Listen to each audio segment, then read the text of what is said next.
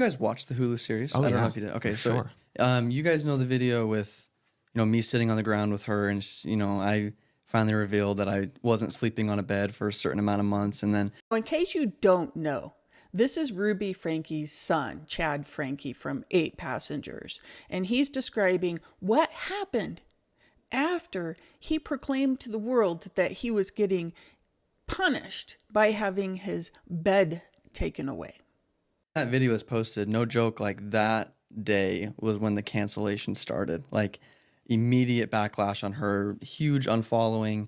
I don't know much about news outlets, but basically TikTok was the big push Yeah. to kind of cancel her. Yeah. And that's when I started seeing her panic a little bit. Now we're probably all sitting here wondering, what does it really look like when Ruby Franke panics? Panics that her child has divulged information to the world that she would really wish he never had, especially today as she's sitting in prison. I don't think I've ever shared this before, but she ran in from her room, and do you guys swear on this You're podcast? allowed, yes. Okay. I don't know. And she, this is when she was peak in therapy with Jody, and she was very clean mouthed, and she was very peaceful and quiet. But after that video came out and the controversy started hitting, she ran into the living room and she was like, "You bitch, you did that on purpose. You knew what you did. You knew what you were saying." And she was just yelling. And I haven't seen this side of her in a long time, like a very, very long time. And I was like, "I don't know what you're talking about. Like, I know people are upset with you." And then my dad actually came down and was like, "Ruby, you need to like leave. Like, you need to get away from him.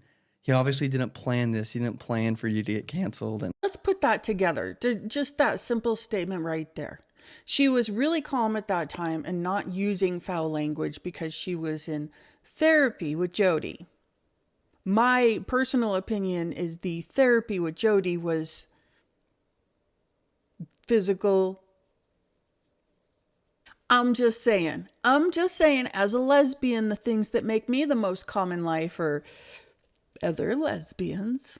But this is a big deal, right? And the biggest problem is Ruby is sitting here blaming her child for what she had done to punish him, and that he spoke out on it as in this a matter-of-fact way because this was normalized for him.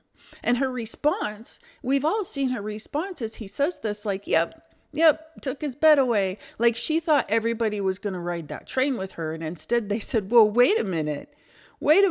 This is not okay. What is really happening in that house? Like another tell is her husband, who's so innocent and everything, right?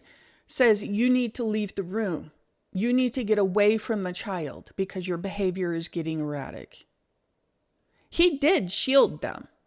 That's an indicator right there. But he also knew that he had to shield them. That's an indicator right there.